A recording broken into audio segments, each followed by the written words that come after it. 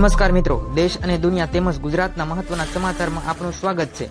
આજના મહત્વના સમાચાર મેળવવા માટે વિડીયોને અંત સુધી જોતા રહો। સૌથી પહેલા આવા જ સમાચાર મેળવવા માટે આ ચેનલને સબસ્ક્રાઇબ કરવાનું ના ભૂલતા। ત્યારબાદ જોઈએ તો વૃદ્ધ સહાય પેન્શન યોજના વિશેની માહિતી વિશે। તો ગુજરાતની અંદર વૃદ્ધો વડીલોને જે સામાજિક ન્યાય સમિતિ છે તે વૃદ્ધ સહાય માટે પેન્શન યોજના પૂરી પાડે છે। તેના માટે 60 વર્ષથી ઉપરના તમામ વ્યક્તિઓ કે વડીલો હોય તેમને વૃદ્ધ સહાય પેન્શન યોજના અંતર્ગત દર મહિને 1200 રૂપિયાની સહાય આપવામાં આવે છે।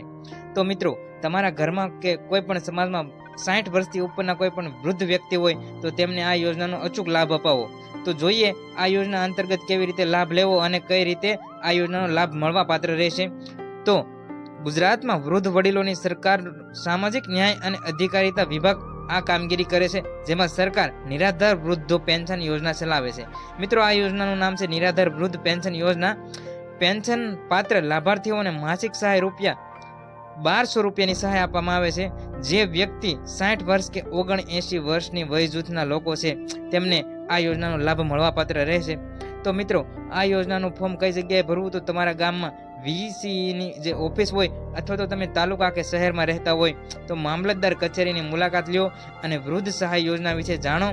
અને આ યોજનામાં 60 વર્ષ કે તેથી ઉપરના વ્યક્તિ હોય કે વડીલો હોય તેમને આ યોજનાનો અચૂક લાભ લેવડાવો, જેથી કરીને દર મહિને તેઓને 1200 રૂપિયાની સહાય મળશે।